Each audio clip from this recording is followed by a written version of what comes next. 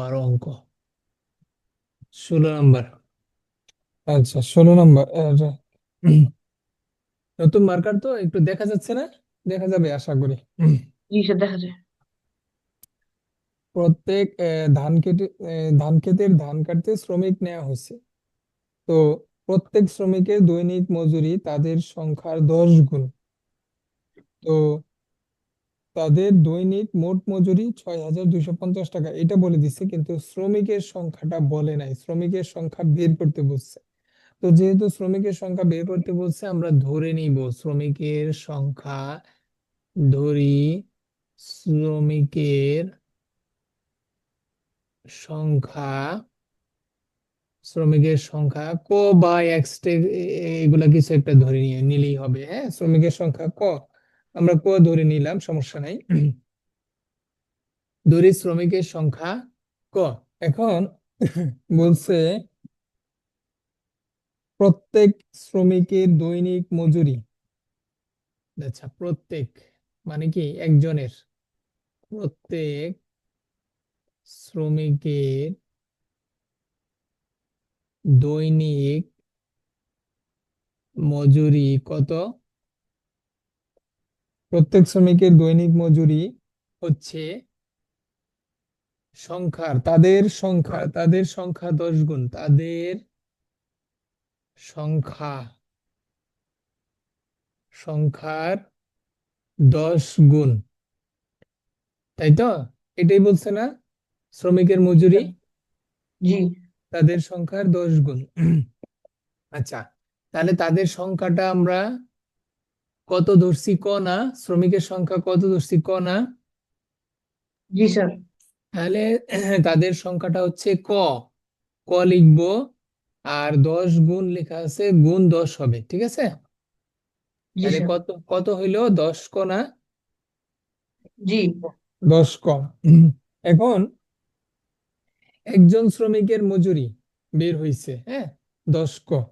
একজন শ্রমিকের মজুরি বের হইছে 10 ক।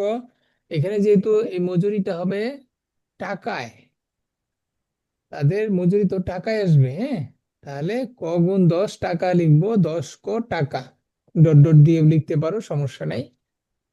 তো তাদের একজনের, প্রত্যেক প্রত্যেক শ্রমিকের মানে কি একজনের দৈনিক মজুরি বের হইছে, তাই তো?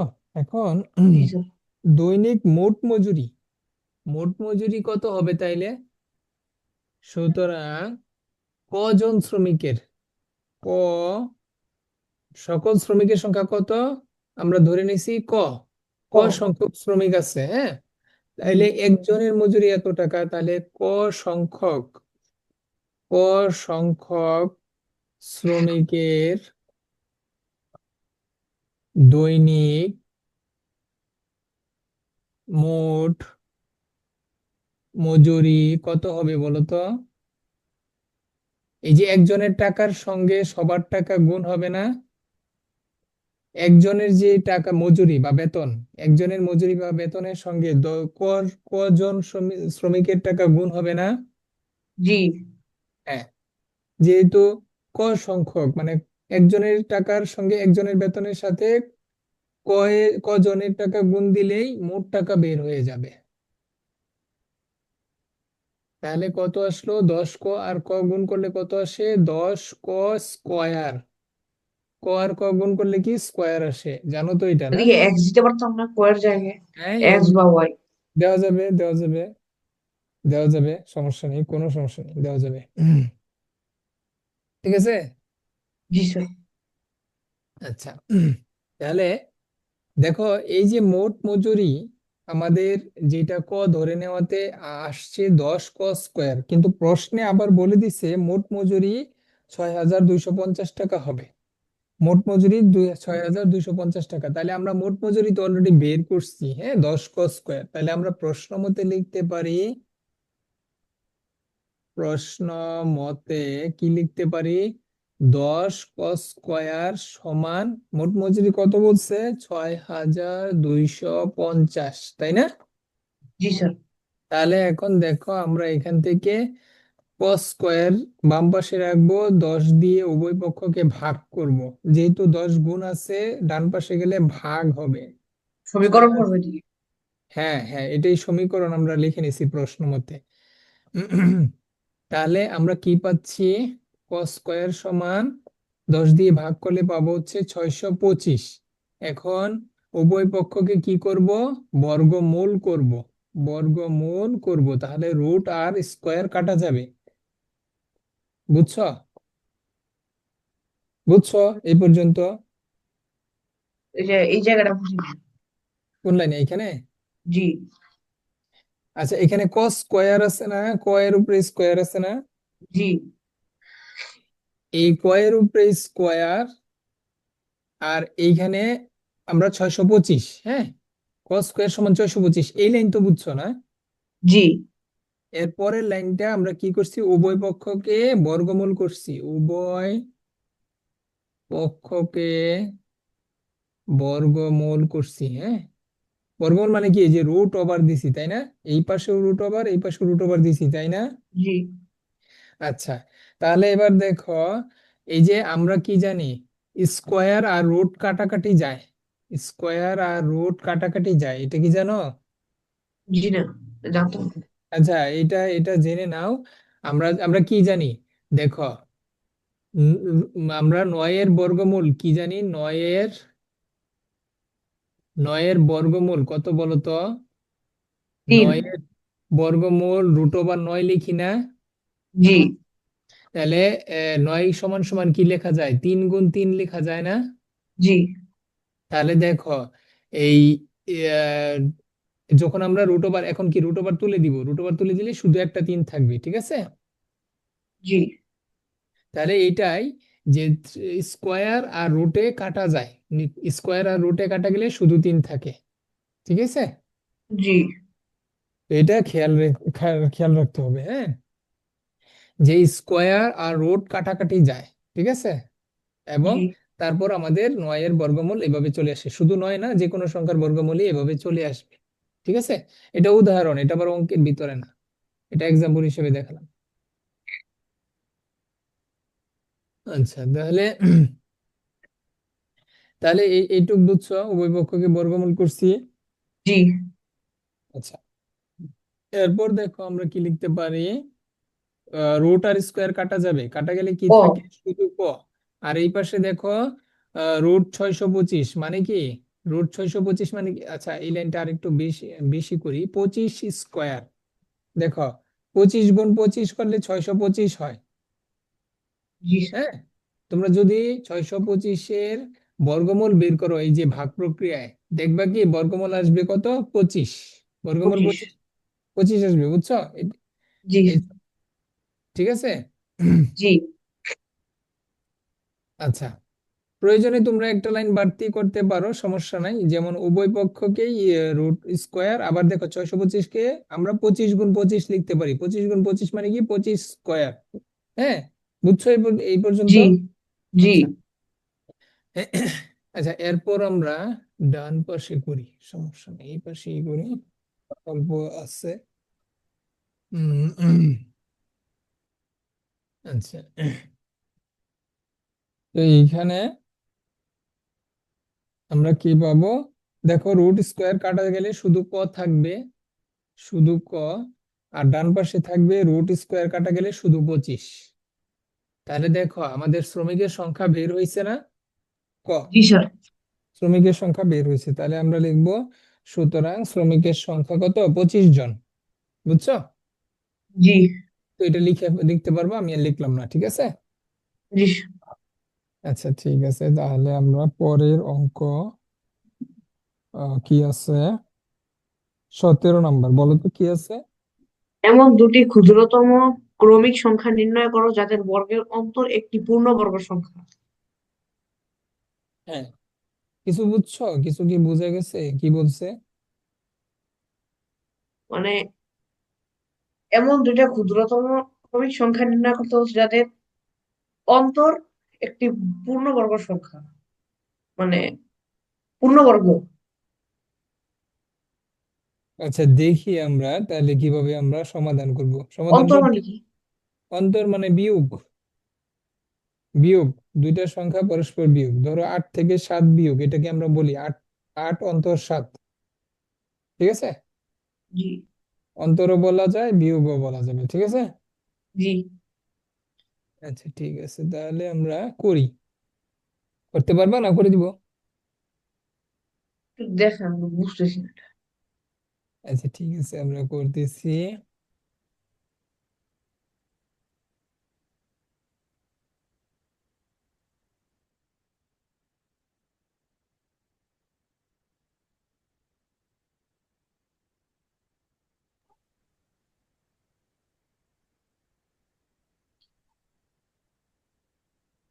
হ্যাঁ, আমার সাথে সাথে কিন্তু একটু করো, খাতায় নোট করো, হ্যাঁ, নাহলে কিন্তু নোট করছি। মনে থাকবে না, হ্যাঁ, মনে থাকবে না। আচ্ছা, আমাকে প্রশ্ন যেটা বলছে, এমন একটি, আচ্ছা প্রশ্নটা আমি একটু লিখে নেই, তাহলে বুঝতে সুবিধা হবে তোমার।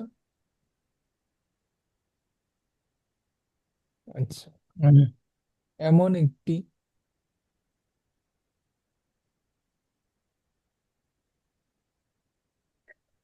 নতুন মার্কারের কারণে একটু চিকন হচ্ছে। আচ্ছা, দেখা এমন, বুঝা যায়, সমস্যা নেই। আচ্ছা এমন একটি ক্ষুদ্রতম ক্রমিক, সরি, এমন দুটি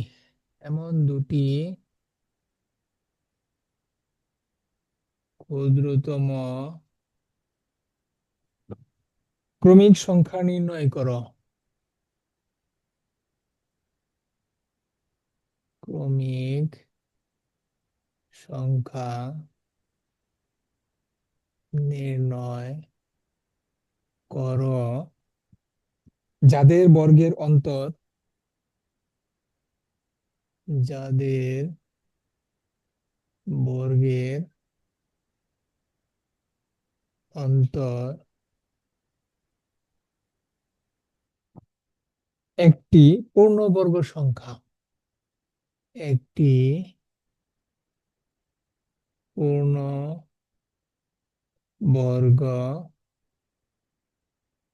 সংখ্যা। তো এইখানে কয়েকটা জিনিস বলছে। প্রথমে বলছে দুইটি ক্ষুদ্রতম ক্রমিক সংখ্যা, দুইটি ক্ষুদ্রতম ক্রমিক সংখ্যা বের করতে বলছে যাদের বর্গের অন্তর, বর্গের অন্তর পূর্ণবর্গ সংখ্যা হবে, ঠিক আছে। অনেকগুলো শর্ত, অনেকগুলো শর্ত, ঠিক আছে। হুম। জি। তো আমি প্রথমে, মানে এমন একটা ক্রমিক সংখ্যা, ক্রমিক সংখ্যা তো জানো, একের পরে দুই, তিন, তারপর তিন, তারপর চার, এই জি। সংখ্যাগুলো কি ক্রমিক সংখ্যা। দেখো এক এক করে বাড়তেছি, তাহলে এগুলো হচ্ছে ক্রমিক সংখ্যা। তো এরকম ক্রমিক সংখ্যা বের করতে বলছে, ক্রমিক সংখ্যা বের করতে বলছে, এবং ছোট সংখ্যা হইতে হবে, ক্ষুদ্রতম সংখ্যা। ক্ষুদ্রতম মানে কি, ছোট সংখ্যা ছোট ক্রমিক সংখ্যা বের করতে বলছে যাদের বর্গ করলে তাদের, এবং বর্গের অন্তর করার পর পূর্ণবর্গ সংখ্যা পাওয়া যাবে। তো আমরা প্রথমে কি করব, যেহেতু আমরা জানি না ক্রমিক সংখ্যাগুলো কি, প্রথমে আমরা ধরে নিব। ধরি, ধরি আহ ক্ষুদ্রতম,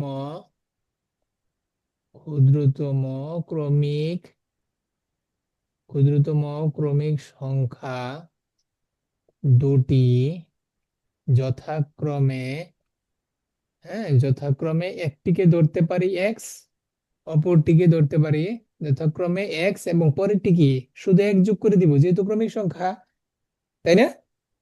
জি। যেহেতু ক্রমিক সংখ্যা, তাহলে এক যোগ করে দিব, দেখা যাচ্ছে তো নাকি? দেখা যায়।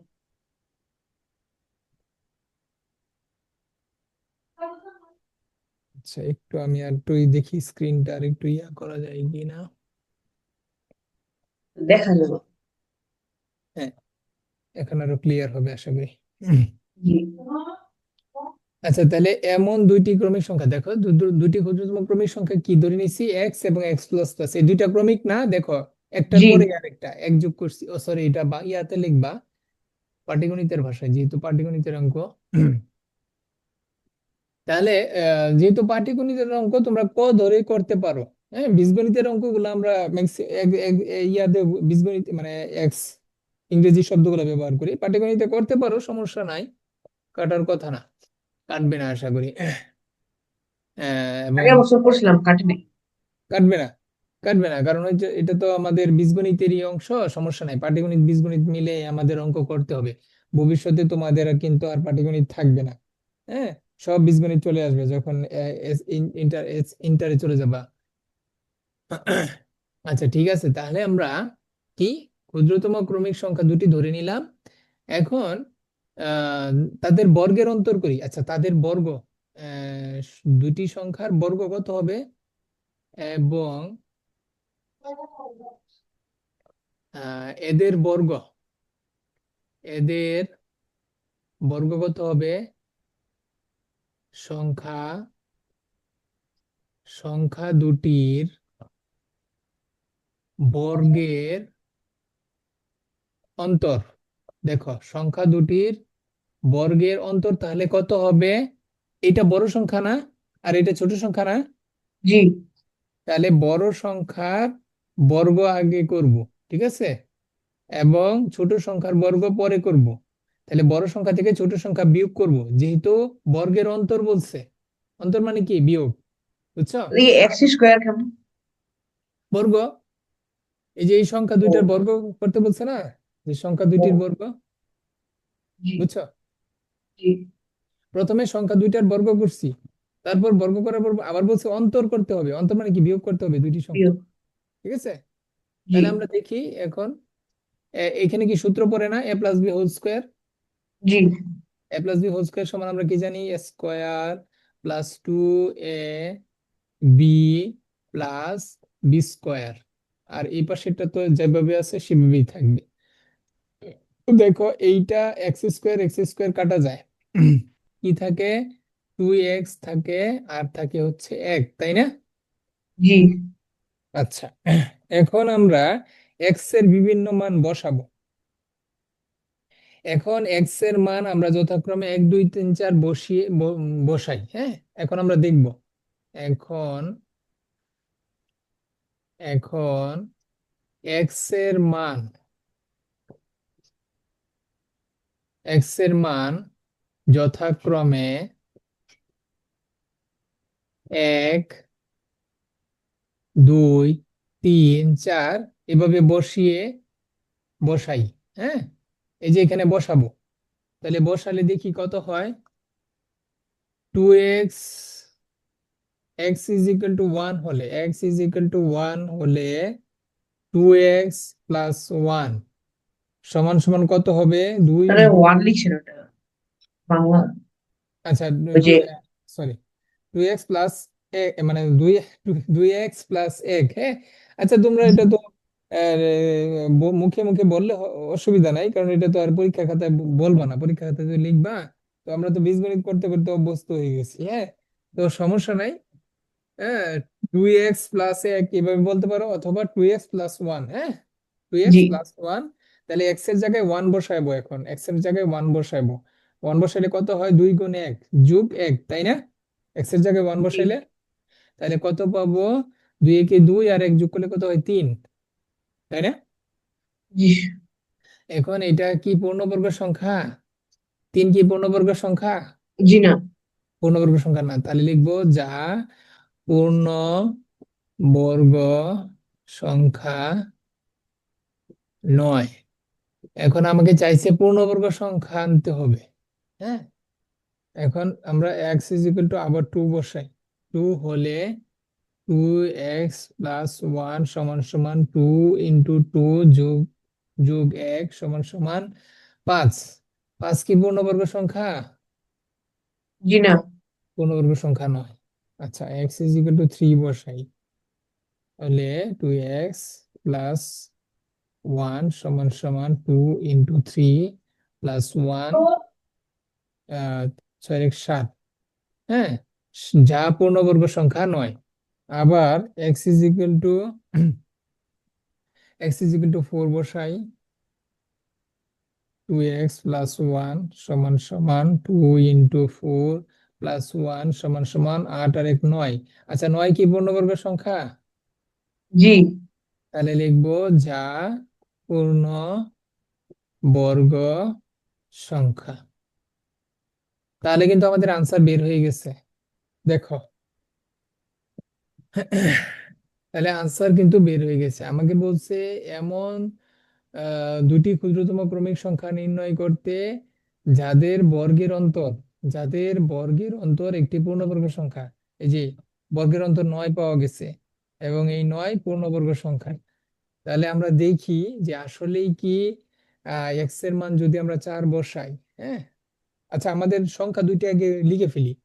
তাহলে সংখ্যা দুইটি কি? এক্স সমান সমান কত আসছে? 4। এক্স সমান 4 এর জন্য আমাদের পূর্ণবর্গ সংখ্যা পাওয়া গেছে, তাই না? জি পূর্ণবর্গ সংখ্যা পাওয়া গেছে। তাহলে আমরা একটি সংখ্যা, সুতরাং আমরা লিখব, সুতরাং একটি সংখ্যা অথবা দুটি সংখ্যা যথাক্রমে লিখে দিতে পারো, সমস্যা নেই। আমাদের যেহেতু কি বের করতে বলছে, দুইটি ক্ষুদ্রতম ক্রমিক সংখ্যা বের করতেছে, সুতরাং সুতরাং দুটি লিখবো নাকি একটি লিখবো? দুটি লিখবা, দুটি পাশাপাশি লিখে দিবা, সমস্যা নেই। দুটি ক্ষুদ্রতম ক্রমিক সংখ্যা,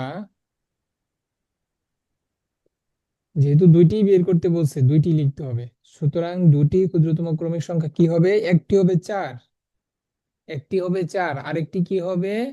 4+1 বা 5। বুঝছো? জি এটাই আমাদের আনসার। উত্তর লিখবা 4 এবং 5।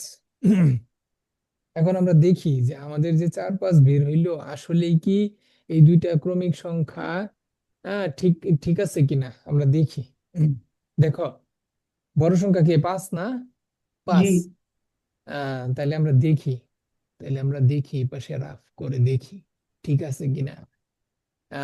দুটি ক্ষুদ্রতম ক্রমিক সংখ্যা নির্ণয় করতে বলছে, নির্ণয় করছি 4 এবং 5। তাদের বর্গের অন্তর দেখো, বড় সংখ্যার বর্গ কত? 5 স্কোয়ার। 5-এর বর্গ হচ্ছে 5 স্কোয়ার, আর 4-এর বর্গ কত?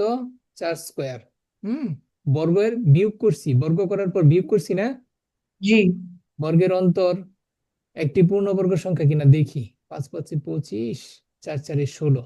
দেখো, 25 থেকে 16 বাদ দিলে 9। 9 পূর্ণবর্গ সংখ্যা, ঠিক আছে, তাই না? জি তাহলে আমাদের আনসার ঠিক আছে। এই দুইটাই আমাদের সবচেয়ে ক্ষুদ্রতম সংখ্যা, যাদের বর্গ করার পর এবং অন্তর করার পর পূর্ণবর্গ সংখ্যা পাওয়া যায়। সহজ না কঠিন? সহজ। ঠিক আছে, কিন্তু বাসায় প্র্যাকটিস করতে হবে। হ্যাঁ, প্র্যাকটিস না করলে দেখবা যে 2 দিন পরেই আর মনে নেই। সৃজনশীল আছে। হ্যাঁ, বুঝি নাই। সৃজনশীল আছে। হ্যাঁ, এরপর আছে সৃজনশীল, হ্যাঁ, 18 নম্বর। কি বলছে বলো তো? একটি সৈন্যদলকে 6, 7, 8 সারিতে সাজানো যায়, কিন্তু বর্গাকারে সাজানো যায় না। ক, 8-এর গুণনীয়ক গুলো বের করো। খ, সৈন্য সংখ্যাকে কোন ক্ষুদ্রতম সংখ্যা দ্বারা গুণ করলে বর্গাকারে সাজানো যাবে তা নির্ণয় করো। গ, ওই দলে কমপক্ষে কতজন সৈন্য যোগ দিলে সৈন্যদলকে বর্গাকারে সাজানো যাবে তা নির্ণয় করো। হ্যাঁ, করতে পারবা? ওই 11 নম্বরের মতনই। 11 নম্বরের,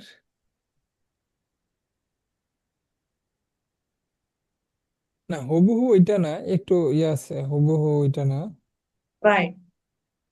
কিছুটা কাছাকাছি আছে। হ্যাঁ, আগে তো ছিল কতজন সৈন্য যোগ দিলে, এবার বলছে কত, কোন ক্ষুদ্র আচ্ছা, বর্গাকারে সাজানো যাবে, হ্যাঁ। ওইটা ওইটা শেষেরটা ঠিক আছে, কতজন সৈন্য যোগ দিলে ওইটা ঠিক আছে, কিন্তু ক আর খ কিন্তু একটু ভিন্ন আছে। জি খ কিন্তু একটু ভিন্ন আছে, হ্যাঁ। কত পারবা? ক সহজ, 8-এর সহজ। গুণনীয়ক বের করতে পারবা? 8-এর গুণনীয়ক বের করতে পারবা? জি আচ্ছা, তাহলে খ করে দিই, হ্যাঁ। সৈন্য সংখ্যাকে কোন ক্ষুদ্রতম সংখ্যা দ্বারা গুণ করলে সৈন্যের সংখ্যাকে বর্গাকারে সাজানো যাবে? এখন সৈন্য সংখ্যাই তো আমরা জানি না। আগে তো আমাকে প্রশ্নে বলে দিছিল, 11 নম্বর অঙ্কে বলে দিছিল না সৈন্য সংখ্যা, জি কিন্তু এবার তো সৈন্য সংখ্যাই বলে নাই। তাহলে কিভাবে বের করবা?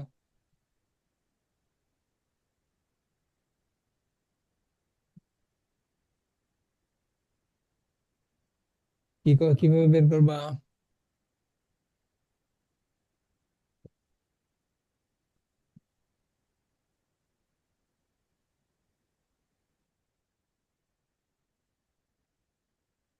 দেখো তো চেষ্টা করে, কোনো আইডিয়া আসে মাথায়?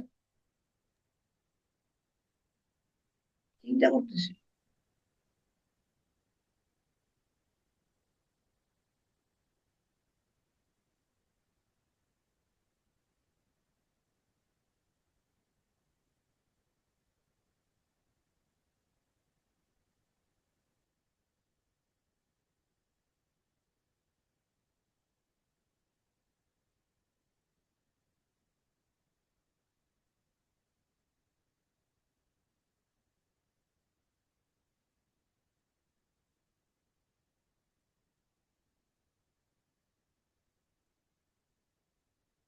আচ্ছা, কোনো আইডিয়া আসছে কিভাবে করতে হবে? জি না। আচ্ছা, তাহলে দেখো এখানে আমাকে প্রথম কাজই হচ্ছে আমার এই অঙ্কটা সমাধান করতে হলে সৈন্য সংখ্যা লাগবে। কারণ আমাদেরকে আগের অঙ্কে সৈন্য সংখ্যা দিয়ে দিছিল 11 নম্বরে। সৈন্য সংখ্যা দিয়ে দিলে তো আমি খুব সহজে বের করতে পারি। বর্গমূল বের করার পর যেটা ভাগশেষ থাকে সেটা বাদ দিয়ে দিই, হ্যাঁ, অথবা যেগুলা জোড়াবিহীন থাকে সেগুলা বাদ দিয়ে দিই, জি। হ্যাঁ, বা তত দিয়ে গুণ করি, যেগুলা জোড়াবিহীন আছে তত তত দিয়ে গুণ করলে পূর্ণবর্গ সংখ্যা আসে। কিন্তু এবার তো শূন্য সংখ্যাই নাই, তাহলে তো ভেজাল তো লাগাই দিছে প্রথমেই। তাহলে কি করা লাগবে? দেখো, আমাকে শূন্য সংখ্যা বের করার জন্য যে কৌশল অবলম্বন করা লাগে সেটাই করা লাগবে। তো এখানে দেখো একটা ক্লু দিয়ে দিচ্ছে, একটা ক্লু দিয়ে দিছে শূন্য সংখ্যা বের করার জন্য। দেখো, তোমরা এই ধরনের অঙ্ক 5, 6-এ করে আসছো, যে 6, 7 এবং 8 সারিতে সাজানো যায়। হ্যাঁ, সৈন্যদলকে বলছে 6টা সারিতে এবং 7টা সারিতে এবং কি 8টা সারিতেও সাজানো যাবে। বলো তো, এমন কি কত সংখ্যা আছে যে 6, 7, 8 সারিতে সাজানো যাবে? এমন কোন সংখ্যা আছে? সেই সংখ্যাটা কি হবে? 6, 7 এবং 8-এর লসাগু। হ্যাঁ, আর তোমরা কিন্তু এই ধরনের অঙ্ক করে করে আসছো, যে 6, 7 এবং 8টা সারিতে সাজানো যাবে এমন কি সংখ্যা আছে? হ্যাঁ, যেটা সৈন্যদল বলা ছিল না আগে, আগে ছিল হয়তো বা অন্য কোনো উদাহরণ, হ্যাঁ? কিন্তু এবার বলে দিছে সৈন্যদলকে 6টা সারিতেও। আগে কি আমরা এই যে এরকম 6টা সারি, হ্যাঁ, 3, 4, 5, 6 এরকম 6টা সারিতে সাজানো যাবে, আবার 7টা সারিতেও সাজানো যাবে, আবার 8টা সারিতে সাজানো যাবে, এরকম সংখ্যা বের করার জন্য কি করা লাগবে? আমাকে প্রথমে লসাগু বের করা লাগবে। কারণ লসাগু যদি আমরা না বের করি তাহলে তো আমরা 6টা সারি, 7টা সারি, 8টা সারিতে সাজানো যায় এমন সংখ্যা কি পাবো? জি না। এমন সংখ্যা দেখবা যে লসাগু যেটা বের হবে সেটাকে 6 দ্বারাও নিঃশেষে বিভাজ্য হবে, 7 দ্বারাও নিঃশেষে বিভাজ্য হবে এবং 8 দ্বারা নিঃশেষে বিভাজ্য হবে। সুতরাং 6, 7, 8 সারিতে সাজানো যাবে এমন সংখ্যাই হবে সৈন্যদলের সংখ্যা। 6, 7 এবং 8 দ্বারা নিঃশেষে বিভাজ্য হবে এমন সংখ্যাই হবে সৈন্যদলের সংখ্যা। সৈন্য দলে, সরি, সৈন্য সংখ্যা, হ্যাঁ, সরি, সৈন্য সংখ্যা হবে, হ্যাঁ। জি।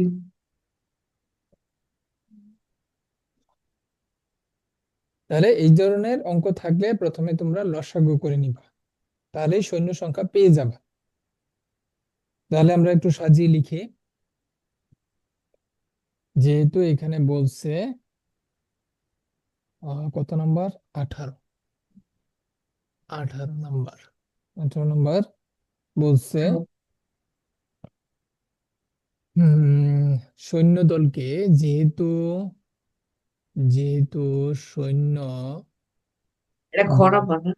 হ্যাঁ, খ নাম্বার, 18 এর খ। যেহেতু সৈন্যদলকে 6, 7, 8টা সারিতে, 8টা সারিতে সাজানো যায়, সাজানো যায়, হ্যাঁ, সুতরাং সাজানো যায়, সুতরাং সুতরাং সৈন্য সংখ্যা হবে ছয়, 7 ও 8-এর লসাগু। ঠিক আছে, জি। তাহলে আমরা 6, 7, 8-এর লসাগু বের করি। লসাগু আমরা ইউক্লিডীয় পদ্ধতিতেও বের করতে পারি, সমস্যা নাই। 2 দিয়ে যাবে, 3 দুগুণে 6, 7, 4 দুগুণে 8। হ্যাঁ, আর কি যাবে? 144 হয়। আর কি যাবে? 3, 7, 4। না, আর যাবে না। সুতরাং নির্ণয় লসাগু, সুতরাং 144 হয়। গুণ করলে না? জি। আচ্ছা, তাহলে আমি সরাসরি লিখে ফেলি। সুতরাং আচ্ছা, সরাসরি লিখলেও সমস্যা নাই, আবার সরাসরি লিখলে আবার একটু ভাঙাইতে হবে। হ্যাঁ, ভাঙাইতে হবে, একটা কারণ আছে। বলছে আমাকে কত দ্বারা গুণ করলে সৈন্য সংখ্যাকে বর্গাকারে সাজানো যাবে। তো আমাদেরকে বর্গাকারে সাজাইতে হবে সৈন্যদলকে। এই যে সৈন্য সংখ্যা, সেটা পূর্ণবর্গ সংখ্যা কিনা আমরা একটু দেখে নিই। 2 গুণ 3 গুণ 7 গুণ 4, তাই না? তাই তো? জি। আচ্ছা, আচ্ছা, এখন দেখো, সবগুলোকে মৌলিক সংখ্যা বানাই। সবগুলো কিন্তু মৌলিক সংখ্যা হয় নাই, 4 তো মৌলিক সংখ্যা না। প্রথমে আমাদেরকে মৌলিক সংখ্যা বানাইতে হবে। ঠিক আছে, 2 গুণ 2, ঠিক আছে। জি। এখন দেখো, এই যে শুধু 2 গুণ 2 এইটাই জোড়ায় আছে, বাকি সংখ্যাগুলো জোড়ায় নাই। তার মানে কি, এই যে আমাদের লসাগু যেটা বের হবে সেটা কি পূর্ণবর্গ সংখ্যা হবে? মানে সৈন্য সংখ্যা কি পূর্ণবর্গ হবে? জি না। পূর্ণবর্গ হবে না। কারণ এখন বলছে বর্গাকারে সাজাইতে হবে। তাহলে বর্গাকারে সাজাইতে হলে অবশ্যই কি সংখ্যাটা পূর্ণবর্গ হইতে হবে না? মানে জোড়ায় জি। জোড়ায় থাকতে হবে না জি। মৌলিক সংখ্যাগুলা? যেহেতু জি। এখানে মৌলিক সংখ্যা 2, 3, 7 জোড়া বিহীন। হ্যাঁ, জোড়া বিহীন আমরা লিখবো, যেহেতু যেহেতু এখানে 2, 3 ও 7 জোড়া বিহীন, জোড়া বিহীন, সুতরাং সুতরাং আহ আহ, কোন ক্ষুদ্রতম সংখ্যা দ্বারা গুণ করলে, সুতরাং 2 গুণ 3 গুণ 7, হ্যাঁ, 7 জি। বা এটা সমান সমান কত আসে? 3 দুগুণে 6, 6 7 42। সুতরাং এই সংখ্যাগুলো দ্বারা গুণ করলে জোড়া জোড়া হয়ে যাবে না? জি। হ্যাঁ, তাহলে এই সংখ্যাগুলো গুণ করলে পাই হচ্ছে 42। তাহলে 42 দ্বারা গুণ করলে সৈন্যদলকে সৈন্য সংখ্যাকে বর্গাকারে সাজানো যাবে। সৈন্য সংখ্যাকে বর্গাকারে সাজানো যাবে। হ্যাঁ। এগুলা কিছু কথা লিখতে হবে, হ্যাঁ, এগুলা একটু প্র্যাকটিস করবা, নাহলে পরীক্ষায় কিন্তু পারবা না। এগুলো কিছু ভাষা লিখতে হবে, হ্যাঁ, যেহেতু তোমরা ক্লাস 7-এ, এগুলো কিছু লিখতে হবে। কিন্তু বুঝে বুঝে লিখতে হবে। কিন্তু বুঝছো কি কেন কি লিখলাম? জি। আচ্ছা, ঠিক আছে। এই ধরনের অঙ্ক আমরা করে এসেছি। আমার সৈন্য সংখ্যা বের করা দরকার কেন? কারণ আমরা তো এখানে জোড়া বিহীন, এই সংখ্যাটা জোড়া বিহীন কিনা সেটা আমাকে জানতে হবে, তাহলেই তো আমি বুঝতে পারবো যে এটা কি পূর্ণবর্গ সংখ্যা কিনা। যেহেতু পূর্ণবর্গ সংখ্যা না, লসাগু বের করতে পারো, সমস্যা নাই, কিন্তু লসাগু বের করার পর আবার এই কাজটা করতে হবে। এগুলা জোড়ায় জোড়ায় আছে কিনা দেখতে হবে। যদি জোড়ায় না থাকে, তাহলে জোড়া যেগুলা ছাড়া আছে সেগুলা গুণ করে বলে দিতে হবে যে এত দ্বারা গুণ করলে সৈন্য সংখ্যাকে বর্গ করে সাজানো যাবে। ঠিক আছে, জি। ঠিক আছে, তাহলে আজকে আচ্ছা, আচ্ছা, তাহলে জি। গ নাম্বার কি পারবা?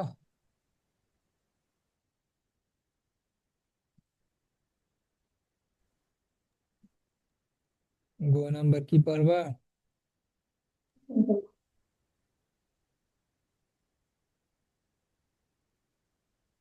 দেখো তো পারবা কিনা।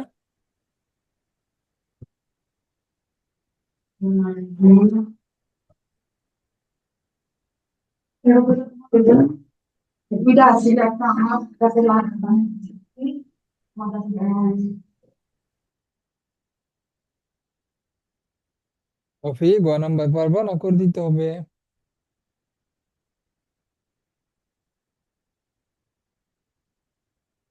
আর পারবা? না, আচ্ছা তাহলে করে একটু। দিচ্ছি। দেখো এখন কিন্তু আমরা সৈন্য সংখ্যা জানি। হ্যাঁ দেখো এই অঙ্কটা তো সেম 11 নম্বরের মতো। একটু সমস্যা। কি মানে কোথায় বুঝতেছো না একটু বলো, আমি তাহলে হেল্প করি তোমাকে।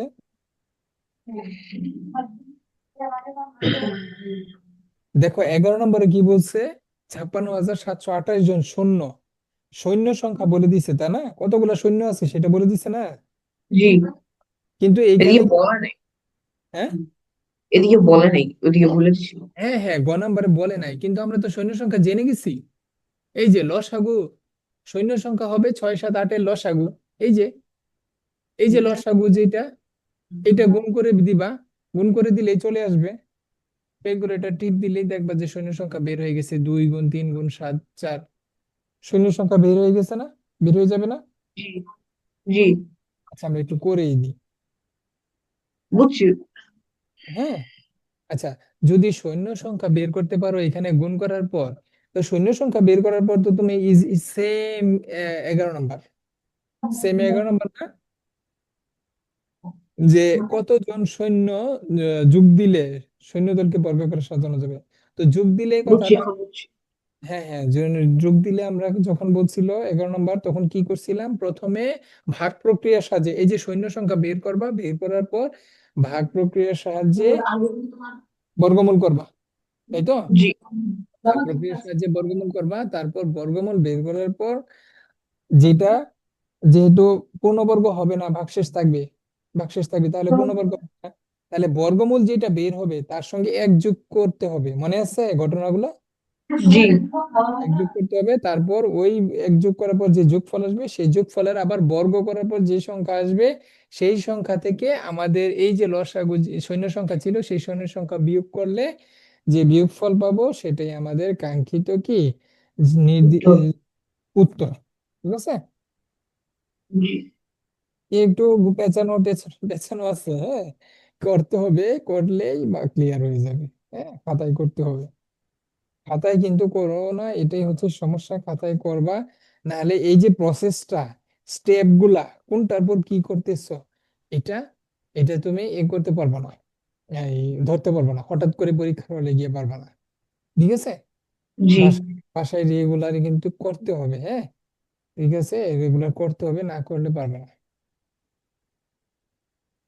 আচ্ছা তাহলে আহ আজকে আমরা হোমওয়ার্ক, তাহলে আজকে আমরা পরবর্তী অধ্যায়ে যেতে চাইছিলাম, আজকে আর পারলাম না, তাহলে আমাদের সময় প্রায় শেষের দিকে। আর আচ্ছা, তাহলে আমরা নেক্সট দিনে, হ্যাঁ 2 4.1 করব। তোমার ওইখানে, ওইখানে কি আহ ওইখানে ক্লাস করতেছো, ওইখানে কি মানে ওখানের পাশাপাশি আবার এখানে করতেছো, এটা কি মানে এরিয়ার জন্য তোমার আরো মানে বেটার রেজাল্টের জন্য জি, নাকি। জি, বেটার রেজাল্ট। আচ্ছা আচ্ছা, ওখানে কি মানে কে মানে ওখানে মানে তুমি যে পড়াশোনা করতেছো ওখানে কি মানে কোনটা অসুবিধা লাগে তোমার, মানে ওখানে কি ঠিক মতো সবকিছু বুঝতেছো না এরকম কিছু। না, বীজগণিত সহজ, বুঝতেছি আলহামদুলিল্লাহ। আচ্ছা ঠিক আছে, আমরা বীজগণিতের অধ্যায় চার গুণ ও দশমিক ভাগ করা শেষে বীজগণিতের গুণ এবং গুণ ও ভাগ করাইতেছে। আচ্ছা ঠিক আছে, সমস্যা নাই। আমরা আগামী ক্লাসে, যেহেতু তুমি যোগ বিয়োগ শিখেছো আশা করি, তো আগামী ক্লাসে আমরা 4.1 করাবো, হ্যাঁ ভাগে এখনো যায় না, কিন্তু গুণ এখনো করাইতেছে। গুণ করাইতেছে। আচ্ছা সমস্যা নাই, আমরা আগামী ক্লাসে 4.1 গুণটাই শুরু করব, হ্যাঁ গুণটাই জি, শুরু করব, এই অধ্যায়টা তো অবশ্যই থাকে, ম্যাক্সিমাম স্কুলে থাকে অর্ধবার্ষিকে। 4.1 করাবো আগামী ক্লাসে, তবে টাইম মতো প্রেজেন্ট থাকো, হ্যাঁ প্রেজেন্ট থাকো। আর বিজ্ঞানের কি অবস্থা বলো তো। বিজ্ঞানের আজকেই শুরু করলাম। আজকেই বিজ্ঞান দেখলো। বিজ্ঞান আজকে শুরু করবা, মানে করি। আগে কি ওই প্রথম অধ্যায়টা পড়ো নাই। না, প্রথমত এখনো করিনি। পড়ো, এখন তো বই আছে, পিডিএফ আছে না। জি, এই পিডিএফ থেকে পড়বো। হ্যাঁ পিডিএফ থেকে পড়ো। আর আমি আজকে একটা আমি তো ওই অধ্যায়ে আমরা কিন্তু ইয়া দিয়ে দিছি। হ্যাঁ, পাইছো ফাইলগুলা? পাইছি। ওই ফাইলগুলো ডাউনলোড করে নিও। ওগুলাতে তোমার নিয়া করা আছে, বিভিন্ন প্রশ্নের সলিউশন দেওয়া আছে, এবং আমাদের মূল টপিক, মূল বিষয়গুলা ওখানে দেওয়া আছে। হ্যাঁ, আমাদের লেসন গুলার যেগুলা জি। খুবই গুরুত্বপূর্ণ বিষয়গুলা সেগুলা আলোচনা করা আছে। বই তো পড়বাই, পাশাপাশি ওইটাও পড়বা, তাহলে তোমার আরো একটু ধরতে সহজ হবে। আর হচ্ছে তোমার আজকে কিন্তু আমরা আরেকটা ফাইল দিয়েছি, ষষ্ঠ ষষ্ঠ অধ্যায়ের। এই অধ্যায়টাও তোমাদের থাকবে আশা করি, থাকবে। হ্যাঁ, গত বছরও ছিল বিভিন্ন স্কুলে। আহ ষষ্ঠ অধ্যায়, পদার্থের গঠন। হ্যাঁ, পিডিএফটা দেখে নিও। আর আমি কিন্তু ফাইলটা যেটা দিয়েছি এখানে পদার্থের গঠনই আজকে শুরু করছি। পদার্থের গঠন কোথায় শুরু করছো, স্কুলে না কোথাও অন্য কোথাও? এই যে মাদ্রাসায়। মাদ্রাসায় শুরু করছে পদার্থের গঠন? আচ্ছা, ঠিক আছে, তাহলে তো আরো ভালো হইলো। আমরা পদার্থের গঠন নিয়ে আলোচনা করব।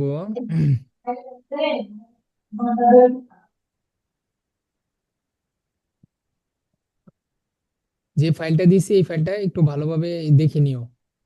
হ্যাঁ, ঠিক আছে। আমি একটু বলি।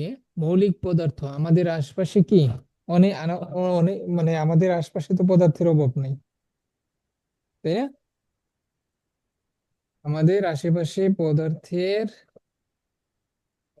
পাশে যা দেখি তাই তো পদার্থ, তাই না? প্রথম দুই পৃষ্ঠা কি জানি একটা সংক্ষিপ্ত, দুইটা জিনিস ছিল, দুইটা জিনিস নিয়ে আলোচনা, তিনটা, ওই যে সংক্ষিপ্ত লেখা। কি কত এই যে নম্বর পৃষ্ঠা? পৃষ্ঠা নম্বর এই কত নম্বর পৃষ্ঠা?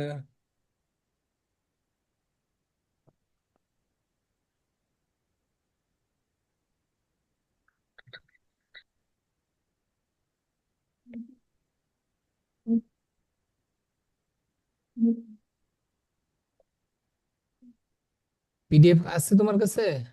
জি। তাহলে বলো তো কত নম্বর পৃষ্ঠা?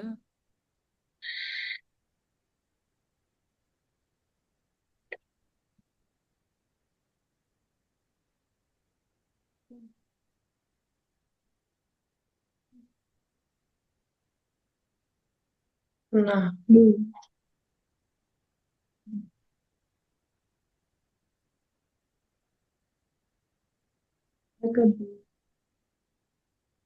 রিয়া খালি আপনার শীত পাওয়া গেছে, পৃষ্ঠা নাম্বারটা মনে নাই, কিন্তু এই যে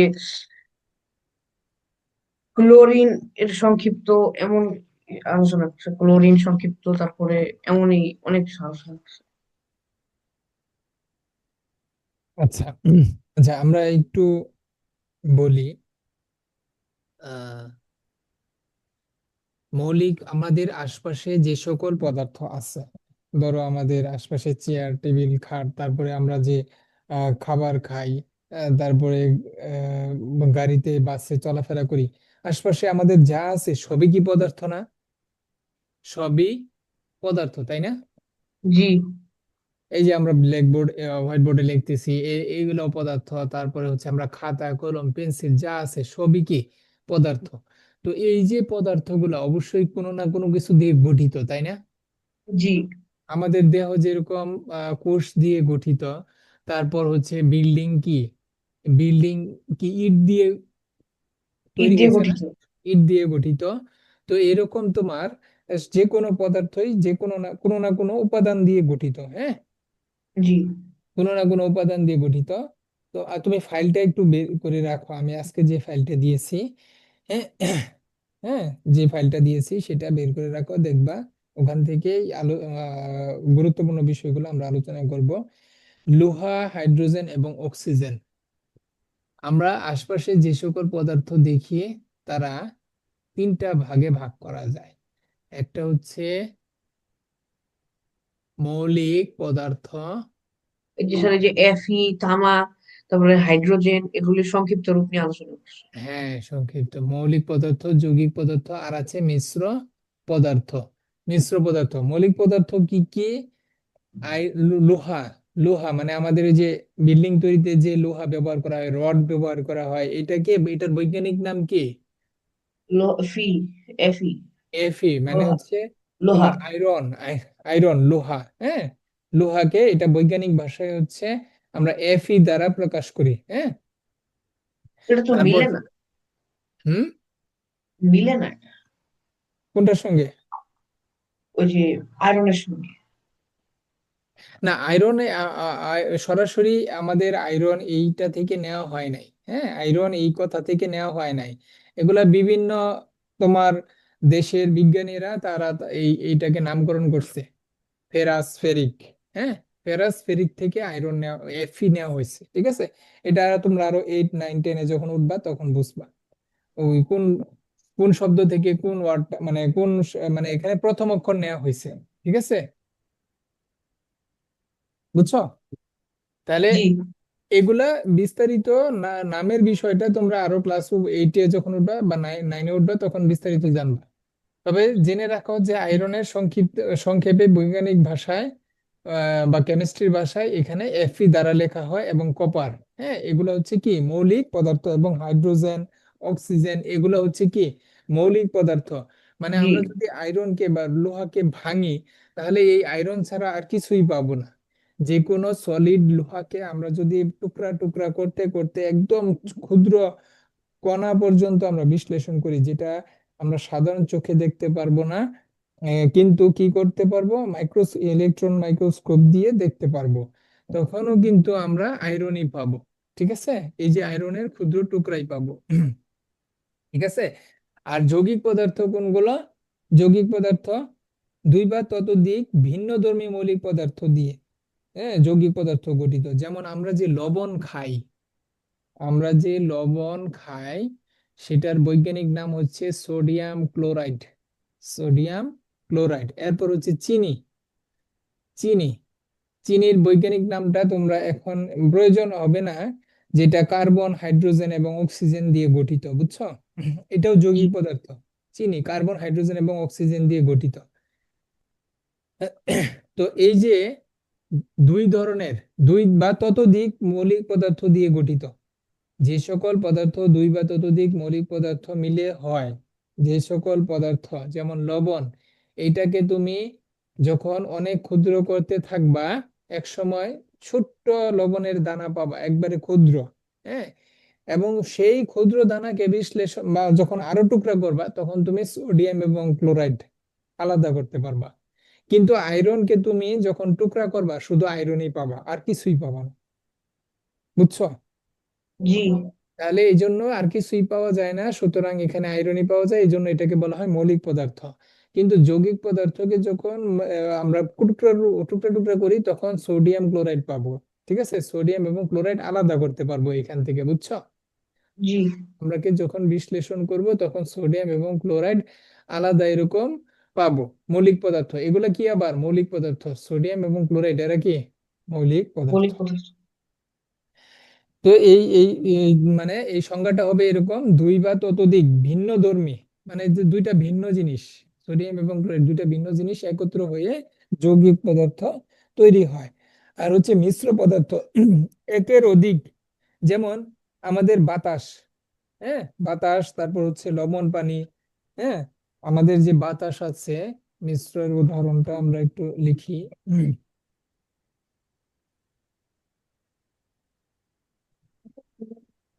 আমাদের যে বাতাস আছে,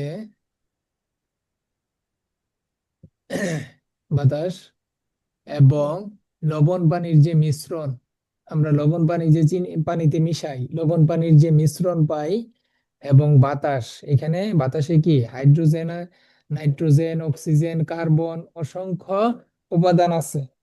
বাতাসে কিন্তু অসংখ্য উপাদান আছে, অসংখ্য পদার্থ আছে, ঠিক আছে। মৌলিক oxygen, carbon dioxide. Oxygen, nitrogen, hydrogen, carbon dioxide সহ অনেক ধরনের পদার্থ পাওয়া যায়। তো একের অধিক পদার্থ একত্র হয়ে কিন্তু মিশ্র পদার্থগুলা তৈরি হয়। একের অধিক পদার্থগুলা তৈরি হয়ে মিশ্র পদার্থ তৈরি হয়। লবণ এবং পানির মিশ্রণে কি শুধু লবণ এবং পানি থাকে, ঠিক আছে। লবণ এবং পানি থাকে। পানি কিন্তু নিজেও কিন্তু একটা যৌগিক পদার্থ, পানি নিজেই একটা যৌগিক পদার্থ, কারণ পানির ভিতরে কি আছে? পানির ভিতরে তোমার হাইড্রোজেন আছে। হাইড্রোজেন আছে এবং অক্সিজেন আছে, ঠিক আছে। আবার এর সঙ্গে লবণ যোগ হয়েছে, পানির মধ্যে সোডিয়াম। অক্সিজেন কেমনে? অক্সিজেন থাকে, অবশ্যই থাকে।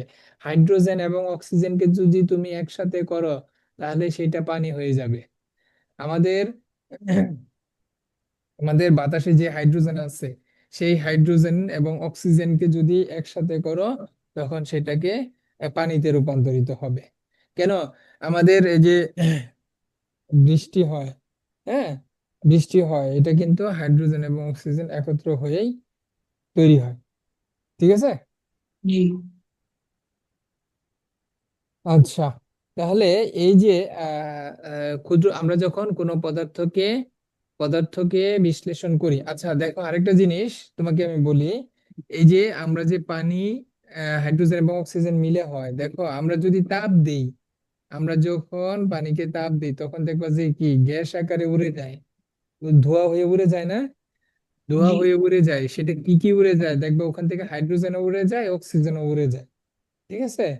তখন কি আর পানি থাকে? আমরা যদি তাপ দিতে থাকি এক সময় কি পানি নাই, এক সময় কি পাত্রের মধ্যে বাষ্প হয়ে যায়। বাষ্প হয়ে যায়, বাষ্প হয়ে কি হয়ে যায়, হাইড্রোজেন এবং অক্সিজেন আলাদা হয়ে যায়, ঠিক আছে। আবার যখন আমরা পরীক্ষাগারে হাইড্রোজেন এবং অক্সিজেন একসাথে করি আবার পানি তৈরি হয়, ঠিক আছে। জি স্যার। তাহলে এবার আসো যে ক্ষুদ্রতম কণার যে মতবাদ, এই যে আমরা যে বিভিন্ন পদার্থ, হ্যাঁ, ক্ষুদ্রতম কণা বের করলাম, এই দেখো মৌলিক পদার্থের ক্ষুদ্রতম কণা বের করলাম, যৌগিক পদার্থের ক্ষুদ্রতম কণা বের করলাম, মিশ্র পদার্থের ক্ষুদ্রতম কণা বের করলাম। এগুলা কি, এগুলা যে কণা বের হইলো, এটা অনেক আগে কিন্তু এই ধরনের কণার বিষয়ে মতবাদ ছিল, হ্যাঁ, বিজ্ঞানীরা মতবাদ দিয়েছে। বিজ্ঞানী ডেমোক্রিটাস খ্রিস্টের খ্রিস্টপূর্ব 400 অব্দে তিনি বলেন সকল পদার্থই ক্ষুদ্র ও অবিভাজ্য কণা দিয়ে তৈরি, যার নাম কি? বিজ্ঞানের নাম কি? ডেমোক্রিটাস। বানান কি? ডেমোক্রিটাস ইয়াতে পাবা, ওই যে শীটটাতে পাবা, যে শীটটা দিয়েছি সেখানেও আছে, বইয়েও আছে, হ্যাঁ, বইয়েও পাবা। এমসিকিউর জন্য ইম্পর্টেন্ট। হ্যাঁ, ডেমোক্রিটাস প্রথম এই মতবাদ, মানে ক্ষুদ্র পদার্থের ক্ষুদ্রতম কণা নিয়ে মতবাদ দেন, হ্যাঁ, খ্রিস্টের জন্মের আরো 400 বছর আগে। আচ্ছা, এরপর ডাল্টনের পরমাণুবাদ, যেটা পরে দিয়েছেন 1803। 1803 সালে ডাল্টন মতবাদ দিছেন, কি দিছেন? আচ্ছা, মৌলিক পদার্থ আচ্ছা, পরমাণু নামক ক্ষুদ্র ডেমোক্রিটাস ক্ষুদ্র। কি বলছিলেন? সকল পদার্থই ক্ষুদ্র ও অবিভাজ্য কণা দিয়ে তৈরি, যার নাম দেন তিনি পরমাণু। মানে পদার্থকে ভাঙতে ভাঙতে এক সময় ক্ষুদ্র কণা পাওয়া যাবে এবং সেটা অবিভাজ্য, অবিভাজ্য মানে কি, ভাঙা যাবে না। হ্যাঁ, আর ডাল্টন কি বলছে 1803 সালে, মানে এই এই 200 বছর আগে, হ্যাঁ, কি বলছে? মৌলিক পদার্থ পরমাণু নামক ক্ষুদ্র কণা দিয়ে গঠিত, হ্যাঁ। তো এই আগের মানে ডেমোক্রিটাসের সঙ্গে কথাটা মিল আছে তার। মৌলিক পদার্থ পরমাণু, এই যে মৌলিক পদার্থগুলো আমরা পাইছি না, জি। যৌগিক না কিন্তু, এই যে মৌলিক পদার্থগুলো পরমাণু নামক ক্ষুদ্রতম কণা দিয়ে গঠিত, পরমাণুগুলোর নাম কি? এই যে দেখো, মৌলিক আয়রন একটি মৌলিক পদার্থ, ঠিক আছে। এই ক্ষুদ্রতম, অনেকগুলো। এই পরমাণুর নাম হচ্ছে আয়রন, এফি। জি। আহ তো সকল পরমাণুর আকার, ভর এবং ধর্ম একই থাকবে, একই মৌলের। এই যে আয়রন গুলার যে পরমাণু পাওয়া যাবে সেগুলার কি হবে, সেগুলার তোমার আকার, ধর্ম এবং ভর একই হবে। আমরা যদি পাল্লা দিয়ে মাপি সেই ক্ষেত্রে আকার, ভর এবং আয়তন একই হবে সকল আয়রনের। আবার আয়রন এবং কপারের ক্ষেত্রে কিন্তু একই হবে না, দুইজনের আবার ভিন্ন ভিন্ন হবে, বুঝছো। জি। দুইজনের ভর ভিন্ন, আয়তনও ভিন্ন, আকারও ভিন্ন, ঠিক আছে। কিন্তু যতগুলা আয়রন পাবো, লোহাকে ভাঙলে যতগুলা আয়রনের পরমাণু পাবো সবগুলা আকার, আয়তন এবং ধর্ম একই হবে, ঠিক আছে। রাসায়নিক বিক্রিয়ায় পরমাণু সৃষ্টি বা ধ্বংস হয় না, রাসায়নিক বিক্রিয়ায় শুধু একে অন্যের সাথে যুক্ত বা আলাদা হয়। যেমন ধরো এই যে কি ছিল, হাইড্রোজেন এবং অক্সিজেন যুক্ত হয়ে পানি তৈরি হয়েছিল, আবার পানিকে ভাঙলে হাইড্রোজেন এবং অক্সিজেন পাওয়া যায়, তো এটাই বলছে। একে অন্যের সাথে যুক্ত হয়ে বিক্রিয়ায় অংশগ্রহণ করে, কিন্তু পরমাণু ধ্বংস হয়ে যায় না, পরমাণু থেকে যায়। আচ্ছা, পরমাণু পদার্থের ক্ষুদ্রতম কণা যা পরমাণু হচ্ছে পদার্থের ক্ষুদ্রতম কণা যা সাধারণত স্বাধীন বা মুক্ত অবস্থায় থাকতে পারে না। এই যে পরমাণুগুলা, হ্যাঁ, হাইড্রোজেন এবং অক্সিজেন, এই শুধু হাইড্রোজেন, আমরা শুধু হাইড্রোজেন প্রকৃতিতে কিন্তু পাই না সাধারণত। হ্যাঁ, পরমাণুগুলা এরকম সাধারণত দেখবা যে এই যে অণু গঠন করে, দুইটা হাইড্রোজেন একসাথে হয়ে সবসময় অণু আকারে থাকে বেশিরভাগ সময়। এবং অক্সিজেন শুধু থাকে না, অক্সিজেনের সঙ্গে অক্সিজেন যুক্ত হয়ে অণু গঠন করে। ঠিক আছে, পরমাণু আকারে প্রকৃতিতে থাকে না, এই যে এরকম শুধু একটা হাইড্রোজেন শুধু একটা অক্সিজেন এইভাবে থাকে না। ঠিক আছে, অণু গঠন করে থাকে। বুঝছো? জি স্যার। তো আচ্ছা, তাহলে আর মৌলের নামের সংক্ষিপ্ত রূপকে প্রতীক বলে। মৌলের নামের সংক্ষিপ্ত রূপকে প্রতীক বলে। এটা প্রতীক, এই যে আমরা বৈজ্ঞানিক নামগুলো লিখতেছি সেগুলা সংক্ষিপ্ত রূপকে কি বলা হয়? এই যেগুলো হচ্ছে প্রতীক, এই যে আয়রন, কপার, এগুলা কি সংক্ষিপ্ত প্রতীক। রূপ, এগুলো হচ্ছে এগুলোকে প্রতীক বলে। এগুলা সাধারণত সাধারণত মৌলের ইংরেজি বা লেটিন নাম থেকে আসছে অনেকগুলা রাসায়নিক নাম, বুঝছো? লেটিন নামের জি স্যার। একটি বা দুটি আদ্যক্ষর মানে প্রথম অক্ষর দিয়ে লেখা হয় পুরো নামের। ঠিক আছে, জি। পুরো নামের একটি বা দুটি অক্ষর দিয়ে লেখা হয়। যেমন যেমন হাইড্রোজেন শুধু এক হাইড্রোজেন দিয়ে লেখা হয়, এইচ দিয়ে লেখা হয়। আয়রনকে এফ ই দিয়ে লেখা হয়, দুটি অক্ষর দিয়ে লেখা হয়েছে। উম, আচ্ছা, এবার আসো পরমাণু। আচ্ছা, পরমাণু আহ, এবার হচ্ছে প্রতীক। হ্যাঁ, প্রতীক প্রতীক তো দেখলামই। সংকেত। আচ্ছা, প্রতীকের উদাহরণ দেওয়া হয়েছে হাইড্রোজেন, হিলিয়াম, লোহা। ঠিক আছে, এগুলো হচ্ছে প্রতীক, মৌলের প্রতীক। আর হচ্ছে এই সংকেত, অণুর মানে সংকেত। ইশারা করো। বুঝি নাই, ইশারা করো সংকেত। আবার বলো, বোঝা যায় না এই কথা। সংকেত, ইশারা করো। সংকেত, ইশারা। ইশারা করো। না, এখানে সংকেত ভিন্ন জিনিস। এখানে সংকেত মানে হচ্ছে অণুর সংক্ষিপ্ত প্রকাশকে। এই যে দেখো পানির একটা অণু, এই যে দেখো এটা পানির, এই যে লবণের অণু, দেখছো? এটা হচ্ছে সংকেত। জি। হ্যাঁ, অণুর সংক্ষিপ্ত রূপ। এটা তো অণুর পূর্ণরূপ নয়, অণুর পূর্ণরূপ কি? সোডিয়াম ক্লোরাইড, সংক্ষেপে লেখা হয়েছে সোডিয়াম আর ক্লোরিন, ক্লোরিন। ঠিক আছে, সম্পূর্ণ নাম কিন্তু লেখা হয় নাই, সোডিয়াম ক্লোরাইডকে সংক্ষেপে NaCl দিয়ে লেখা হয়েছে। ঠিক আছে, জি স্যার। এবং দেখো উদাহরণ দেওয়া আছে ওই যে পানি, দেখছো? জি sir. Hydrogen oxide, hydrogen dioxide, এটাকে সংক্ষেপে লেখা হয়েছে H2O। এটা হচ্ছে সংকেত, কিন্তু সম্পূর্ণ নাম কি? হাইড্রোজেন ডাইঅক্সাইড, সোডিয়াম ক্লোরাইড, সংক্ষেপে NaCl লেখা হয়েছে। এগুলো হচ্ছে অণুর সংক্ষিপ্ত প্রকাশ, এগুলাই সংকেত। পরমাণুর গঠন। আচ্ছা, এবার আসো পরমাণু। এবার আমরা কি পাইছিলাম? এই যে দেখো এগুলো কি পরমাণু ছিল না? আয়রন, জি। Copper, sodium, chlorine, hydrogen, oxygen, এগুলো পরমাণু ছিল। এই পরমাণুকেও ভাঙা যায়, এই পরমাণুকে ভাঙলে পাওয়া যায়, ভাঙলে কিন্তু তখন আর হাইড্রোজেন পাওয়া যায় না।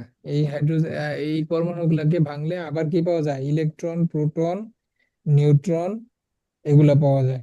বুঝছো? জি স্যার। ইলেকট্রন, প্রোটন, নিউট্রন, এগুলা পাওয়া যায়। ইলেকট্রন গুলা কোথায় থাকে?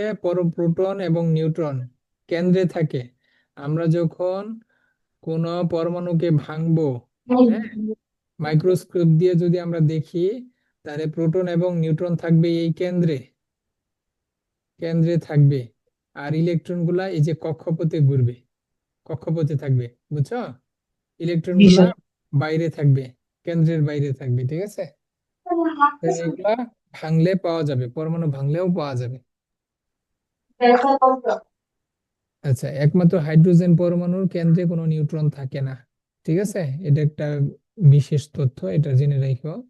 আচ্ছা, বাকিটা আমরা আগামী ক্লাসে, এই যে পানি একটি সর্বজনীন দ্রাবক, এগুলা আগামী ক্লাসে আলোচনা করব।